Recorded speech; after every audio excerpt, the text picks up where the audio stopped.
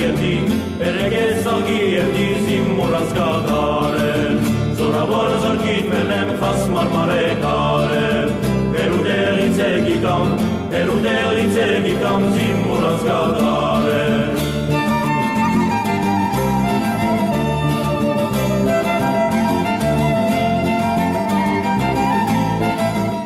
Աստղիկ ջան, մենք հիմա գտնվում ենք Մարմարիկում,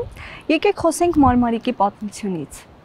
Իհարկե Դիանա ջան, սիրով, Մարմարիկ գյուղը բավականին հին գյուղ է, հիմնադրվել է դեռևս Արտաշեսյանների օրոք, անունների մի քանի շրջափուլ է ունեցել, բայց արդեն 1935 թվականին անվանակոչվել է համանուն գետի անունով, Մարմարիկ է անվանակոչվել։ Իսկ բնակիչները ինչով են հիմա զբաղվում Մարմարիկում։ Բնակիչները հիմնականում զբաղվում են գյուղատնտեսությամբ, անասնապահությամբ, բայց ասեմ, որ գյուղում շատ ավանդապաշտ են, պահպանված են բոլոր տեսակի ավանդույթները, տոներն ենք նշում, ճաշատեսակներ կան, որոնք պահպանվել են մինչև այժմ, եւ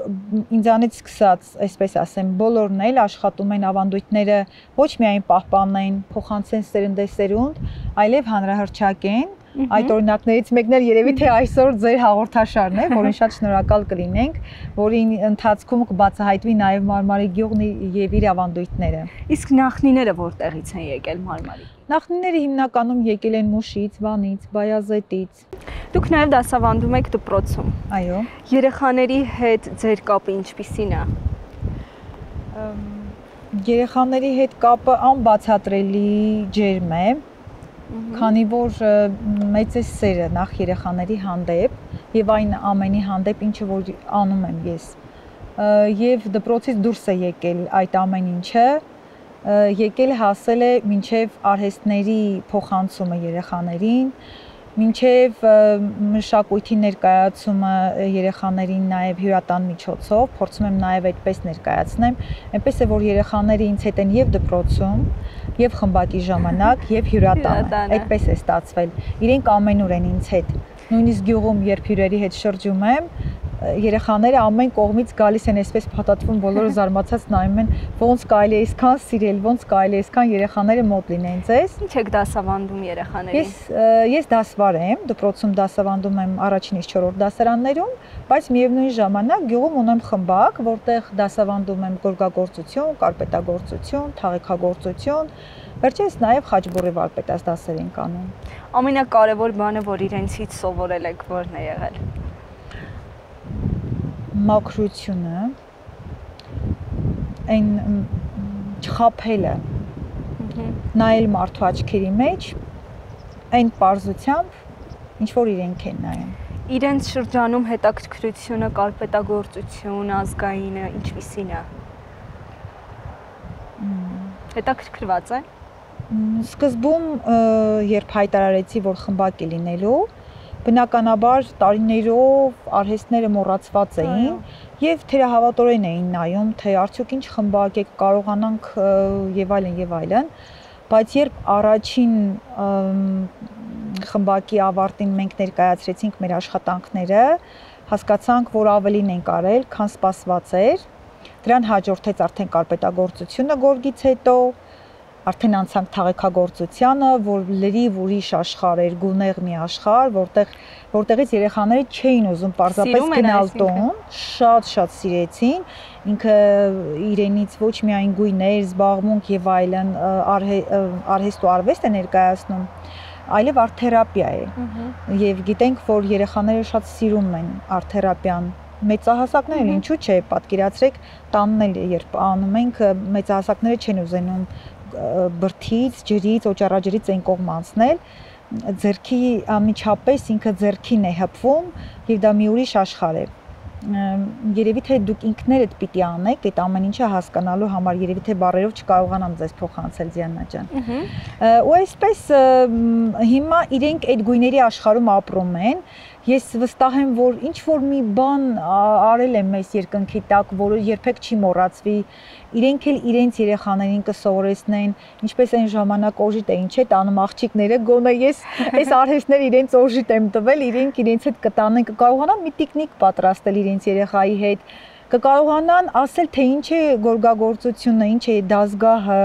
մկրատը, դանակը, այդ գործիքների անունները գոնե կիմանան թաղիքը ինչից է պատրաստված, հնում ինչ են արել, այդ ամեն ինչը ես իրենց փոխանցել եմ։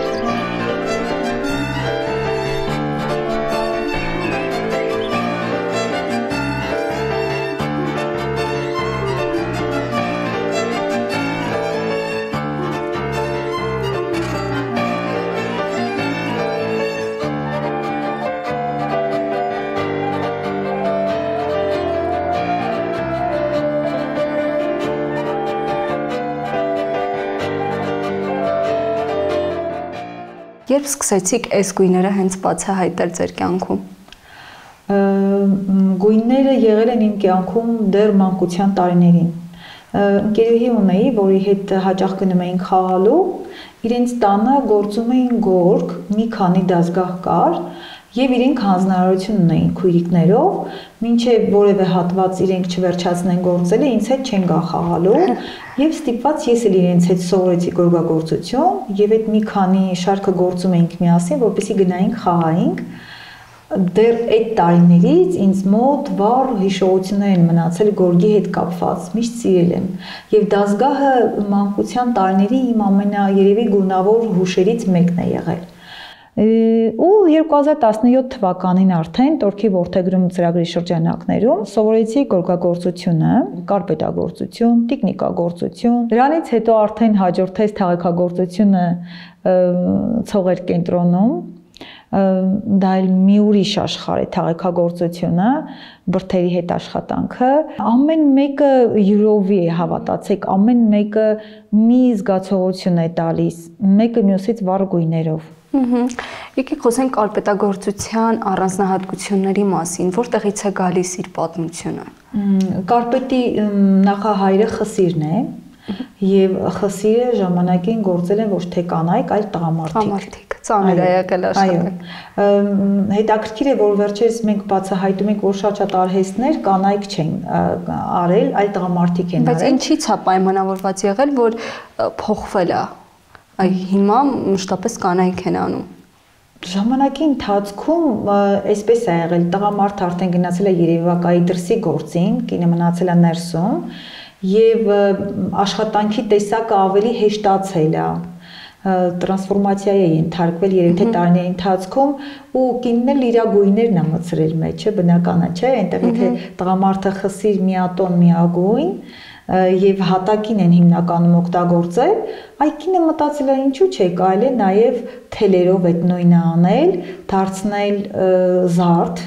ոչ միայն կիրառական արհեստ չէ, ու դե արդեն իսկ մեր ժամանակներում ինձ թվում է ինքը գագաթնակետին է հասավ կարպետագործությունը, կարպետից պատրաստված արդեն պայուսակներ ունենք, հագուստի գրպաններ ունենք կարպետից պատրաստված, իմ աղջիկներն էլ փոքրիկ պայուսակներ են գործել իրենց համար կարպետից եւ ամենատարբեր կիրառական իրեր։ Բայց չեք կարծում, որ ինքը մեռնող արհեստների շարքում կարադասվի, այդ վախը չկա։ Մի քանի տարի առաջ եթե այդ հարցը տայիք, ես կասեի այո,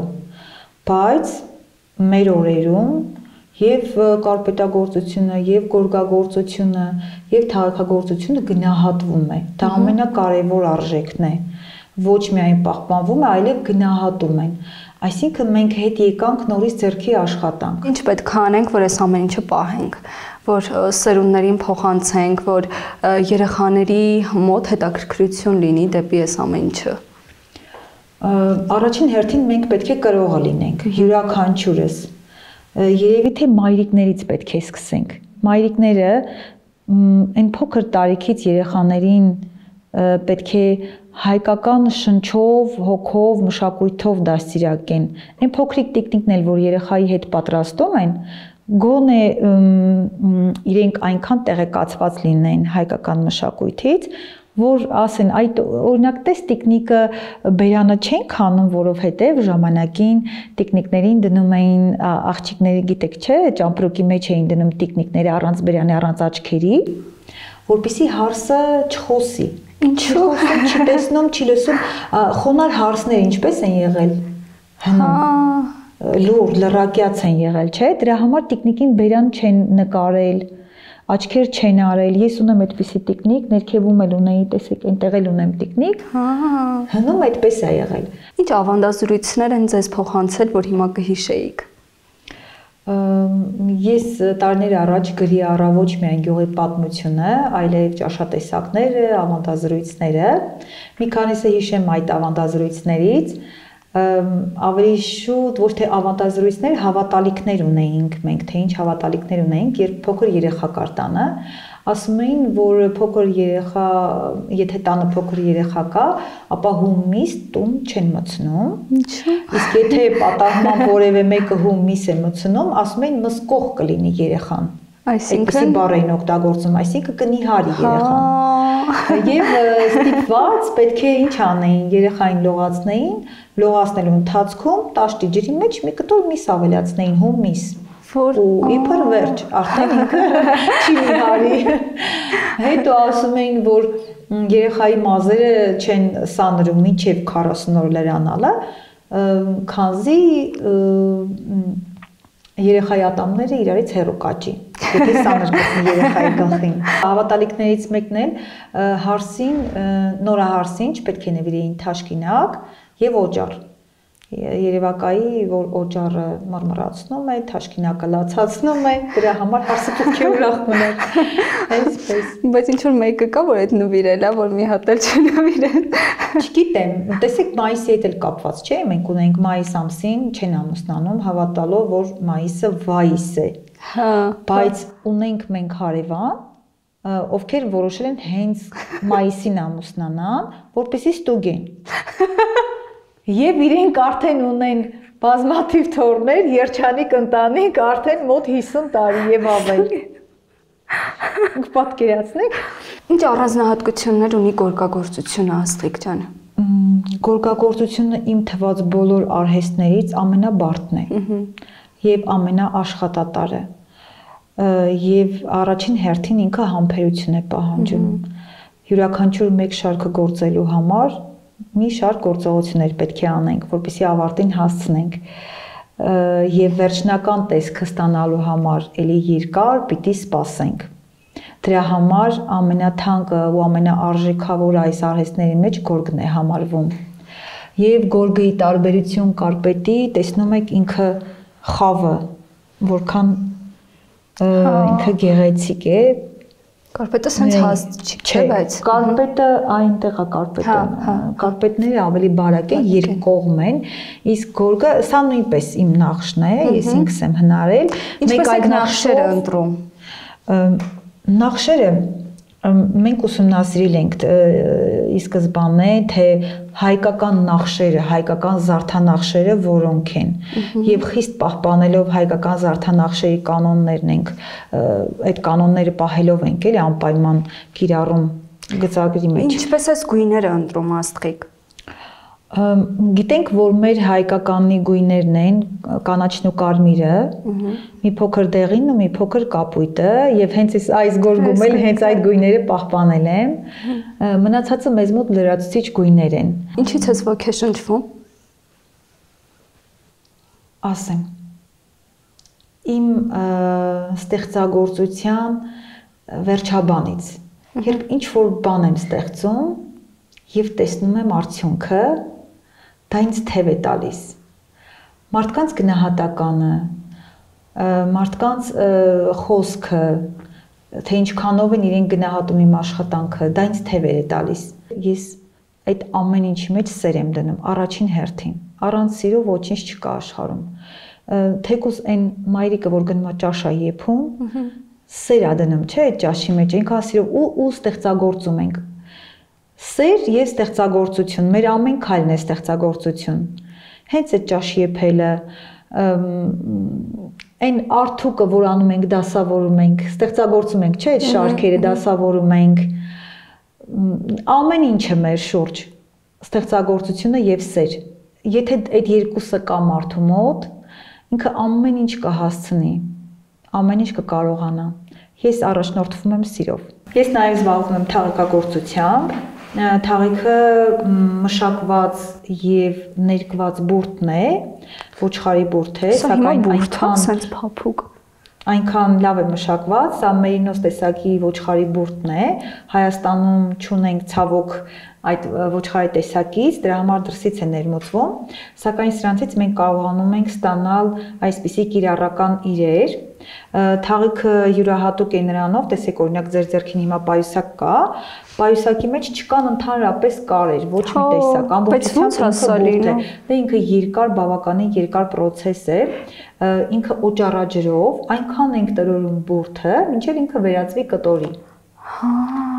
Բայց ուզում եմ հասկանամ ոնց է սենց իրան ձևացքը տալիս։ Մենք նախորոք կտրում ենք չափը հստակեցնում ենք, հետո բրդից ստանում ենք մալանջներ։ Մենք մալանջներ ենք ասում, այսպես ձեռքի շարժումներով պետք է փոքրիկ շերտեր, այսպես շարելով գանք տարբեր ձևերով։ Դա հատուկ տեխնիկա է, որ պիտի գաք վարպետաց դասի եւ սովորեք։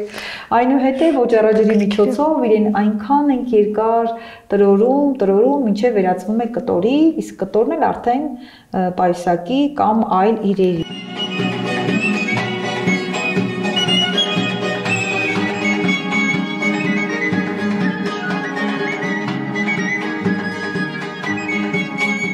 Աստղիկ դուք նաև ազգային խոհանոցն եք պահպանում, կասեք Մարմարիկում ինչ ուտեստներ են պահպանվել եւ որոնք են որ տարածված են։ Մարմարիկում հիմնականում տարածված է չորաթանը,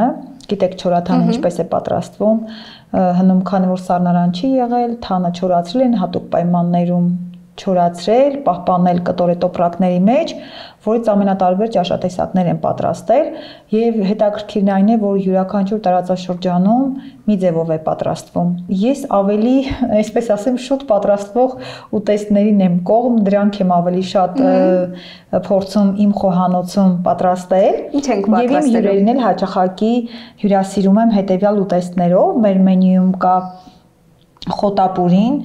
ինքը խաչապուրիի քույրն է, այսպես ասենք, այսինքն պանրի փոխարեն մենք լավաշի մեջ փաթաթելու ենք բանջարը տապակած, պատրաստելու ենք փոխինդը, մեր ավանդական, որպես աղանդեր է մատուցվել, եւ հաջորդը մեզ մոտ շատ տարածված ավելուկով աղցանն է։ Մանկության համը որն է։ Երևի թե ինչպես շատ-շատերի մոտ տատիկի պատրաստածը հիշողությունները այդ համն ու բույրը մնացել են Լեռնանիստից Լեռնանիստում եմ անցկացրել մանկությանս տարիները եւ այնտեղ տատիկս ավելուկով ի դեպ թարմ ավելուկով յուրահատուկ ճաշատեսակ էր պատրաստում այսպես որ աչքերս փակում եմ այդ համը կարծես գալիս է հիշողությանս մեջ եւ տատիկի պատրաստած ամեն ինչը որովհետեւ տատիկը պատրաստում էր վառարանի վրա լիներ ամառ թե ձմեռ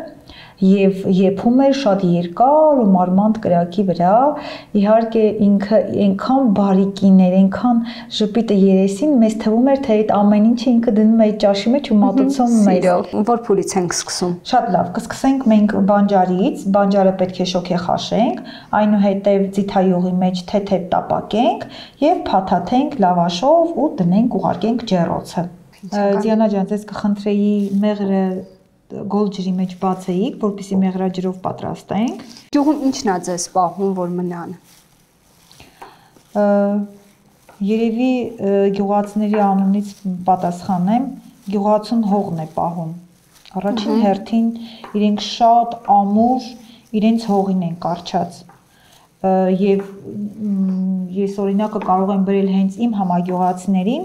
իրենց համար հողի հետ գործողությունները գարնան սկզբին մի ամբողջ արարողությունն են եւ աշնանը երբ բերքահավաք է լինում իրենց ուրախություն պարգևողը իրենց բերք ու բարիք պարգևողը ներշնչողը հողն է Աստղիկ իսկ ինչ երազանքներ ունեք գյուղում Մանկության երազանքները ես ասեմ երևի կծիծաղեք երբ փոքր էի բացում էի պահարանի շորերը հանում էի հերթով հագնում էի, որի համար շատ նկատողություն էի ստանում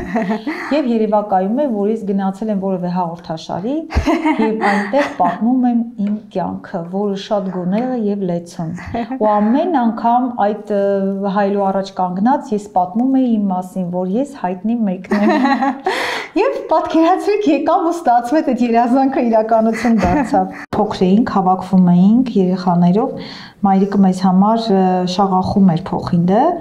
Եվ հետաքրքիր է, չէ, այն ժամանակ կանայք հենց այնպես չեն մատուցել կամ հալվայի պես այսպես դրել են ու ձևավորել, կամ ձեռքի շարժումներով այսպես փոքրիկ գնդիկներ են պատրաստել ու մատերի տեղերն էին դնում։ Նայած թե որ մայրիկը ինչ ձև կարար պատրաստեր, ինչ ձև կդներ մատերը։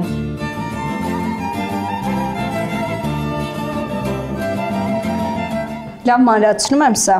Ընկույզը, այո, մանրացնում եք աղցանի համար, ես պետք է քերեմ սխտորը, մի թեթև սխտոր է մեզ անհրաժեշտ։ Ես նախորոք խաշել էի, շոքե խաշել էի ավելուկը, ավելացրել եմ սոխառածը, սոխով մի թեթև։ Եվ տեսնենք վերջում ինչ կստացվի, համենում ենք հետո նռով եւ թթվասերով։ Մանադուկ բացր սարեն աղջին բավաճր, մերնեգես չրի երդի,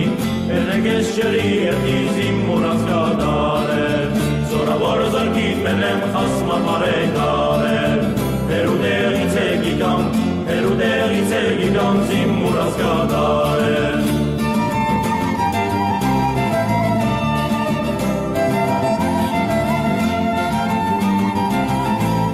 Սիանաջան պատրաստ են մեր ուտեստները,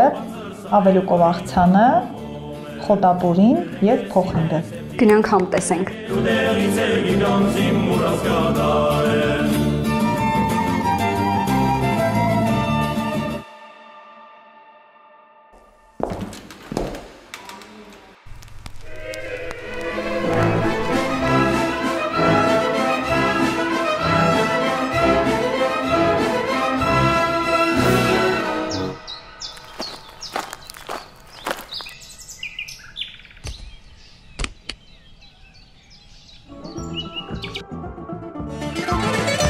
Գյուղի մեջ փոքրիկ ջահեր, սև մազերով, սև աչերով, ապրում էր մի սիրուն աղջիկ, իրոք սերով իր նազերով։